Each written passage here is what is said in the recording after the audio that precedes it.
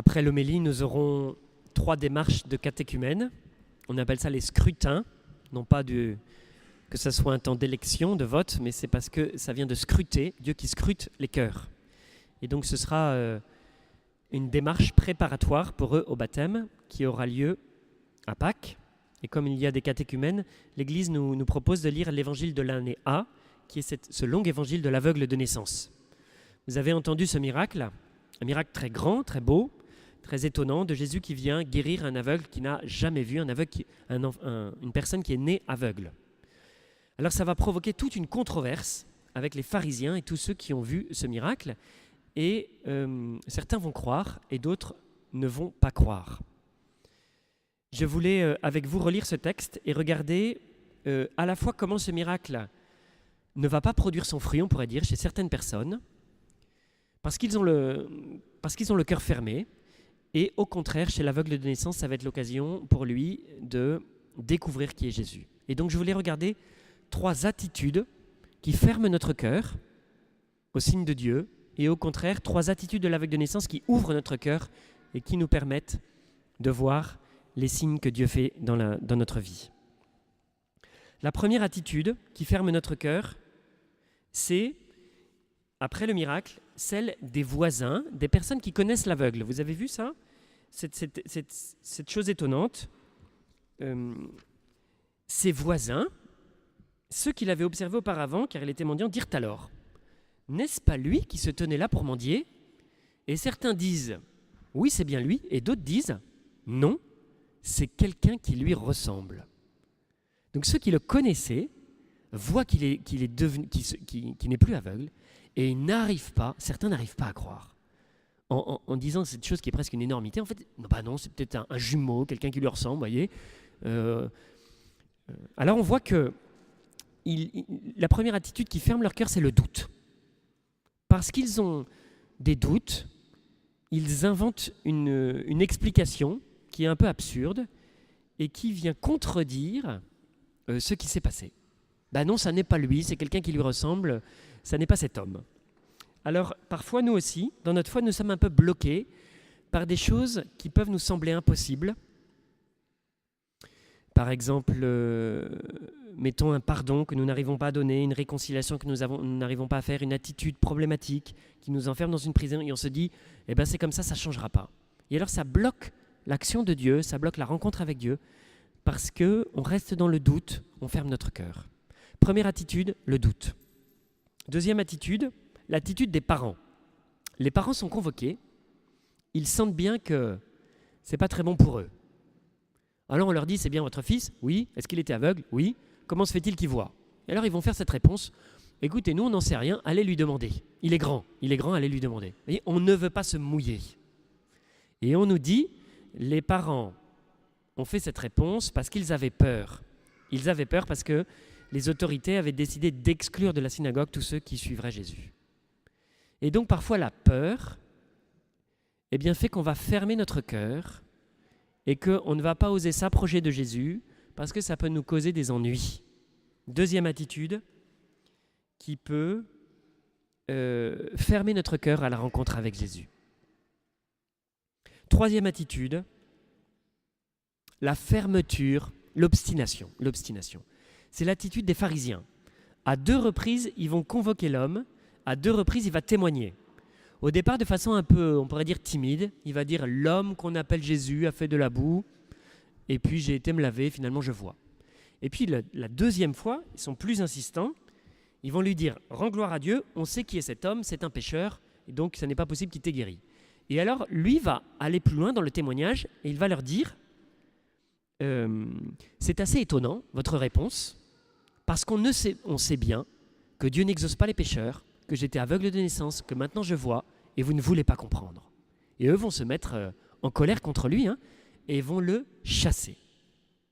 On voit très bien que son témoignage va être coûteux, puisqu'il va se faire mettre dehors.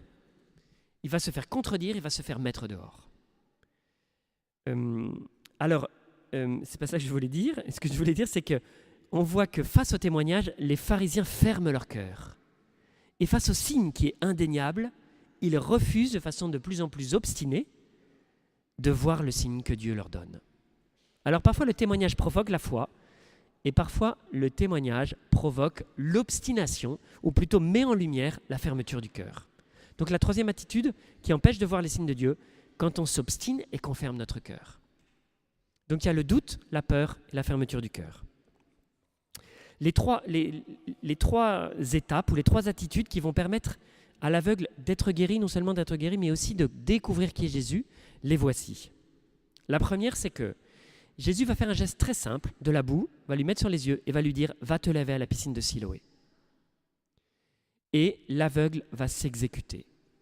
La première attitude qui donne la foi, qui permet d'ouvrir son cœur, c'est l'obéissance à Jésus. Parfois, Jésus nous demande de faire des choses simples, mais de le faire ou de ne pas le faire, ça peut changer notre vie. L'aveugle Jésus est au temple, il va descendre, il va obéir. La piscine de Siloé est tout en bas à Jérusalem, et donc il va traverser toute la ville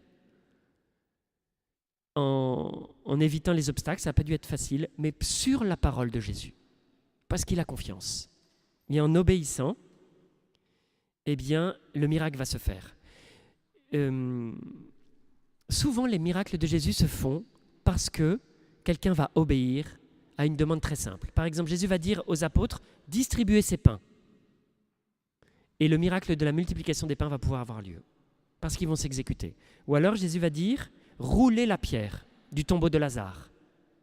Et Jésus va appeler Lazare et Lazare va pouvoir sortir, parce que les gens se sont exécutés. Ou alors avec Moïse, Dieu va dire à Moïse « frappe avec ton bâton la mer ». Et la mer va s'ouvrir. Ça n'est pas le geste qui fait le miracle, c'est l'obéissance qui permet la foi et qui permet à la puissance de Dieu de se déployer. Donc la première attitude qui ouvre notre cœur, c'est l'obéissance à ce que Jésus demande, qui est parfois très simple. La deuxième attitude de l'aveugle de naissance, c'est le témoignage. C'est ce que je disais. L'aveugle va témoigner 2 fois, de façon, on pourrait dire timide au début, puis de façon plus forte après. Ça va susciter une persécution contre lui. En fait, en grec, témoigner, c'est le même mot que être martyr. Martyreo en grec veut dire témoigner. Ça veut dire que témoigner est parfois un peu coûteux.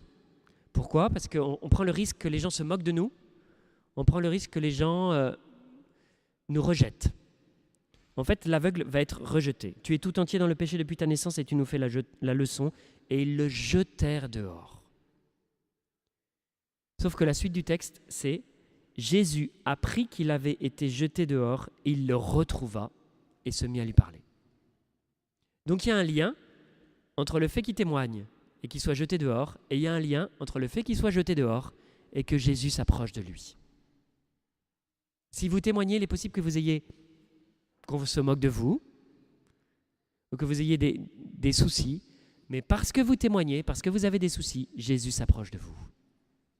À chaque fois que vous témoignez, chaque fois que vous sentez, parfois il y a des moments dans la vie où on sent qu'on doit parler.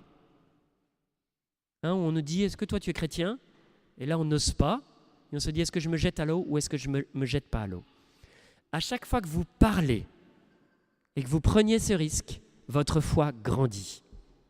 Ça fortifie votre foi. Que ça se passe bien ou que ça ne se passe pas trop bien. Que les gens disent rien, qu'ils soient intéressés ou qu'ils se moquent de vous. À chaque fois que vous sentez que vous devez parler et que vous vous taisez, votre foi diminue.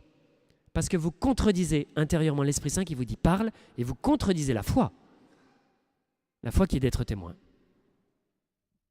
Donc la deuxième attitude qui fait grandir notre foi, qui ouvre notre cœur à la présence de Jésus, c'est le témoignage. La troisième attitude, c'est que finalement Jésus va s'approcher de cet homme, va se faire connaître à lui, et va lui dire « Crois-tu au Fils de l'homme ?» L'homme va dire « Je ne sais pas qui c'est », il va lui dire « C'est moi », va se révéler à lui, et le Fils de l'homme et l'aveugle va se prosterner. Le verbe prosterner est synonyme d'adorer. C'est-à-dire il va reconnaître que Jésus est le vrai Dieu. Et en faisant cela, il va lui ouvrir son cœur, il va lui offrir sa vie. Jésus nous invite à lui ouvrir la porte de notre cœur. Et puis, à lui dire, tu es le Seigneur de ma vie, tu es le Dieu vivant, je te reconnais comme mon Seigneur. C'est ce qu'a fait l'aveugle. C'est l'attitude la plus forte qui permet à Jésus de venir dans notre vie, dans notre cœur, et qui permet à Jésus de transformer notre vie. Quand Jésus vient, c'est toujours une joie extraordinaire pour nous.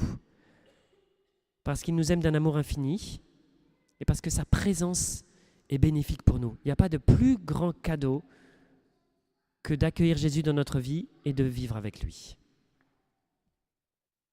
Voilà, je voulais terminer par une prière, vous inviter à vous joindre à moi, en demandant ce dimanche, qui est un peu au milieu du carême, en demandant à Jésus la grâce de quitter ces mauvaises habitudes qu'on a vues, ces mauvaises attitudes qu'on a vues, qui ferment notre cœur, et au contraire, de prendre les bonnes attitudes de l'aveugle de naissance. Seigneur Jésus, nous te présentons ce qui peut constituer une barrière entre nous et toi. Les doutes, les peurs, les fermetures de notre cœur. Nous te demandons maintenant de venir les chasser, de venir nous libérer des doutes, des peurs et de ce qui est fermé dans notre cœur. Et nous te demandons la grâce de faire comme l'aveugle de naissance, la grâce d'obéir à ce que tu nous proposes de faire, à ce que tu nous demandes dans tes commandements, des choses simples mais qui ouvrent notre cœur. La grâce aussi de témoigner, de ne pas avoir peur lorsque tu nous donnes l'occasion de dire notre foi, sans l'imposer mais juste la dire, et de supporter parfois, si ça peut être l'objet pour nous de la cause de moquerie. Et nous te demandons aussi la grâce de te reconnaître comme notre Seigneur et de t'adorer et de te confier toute notre vie. Amen.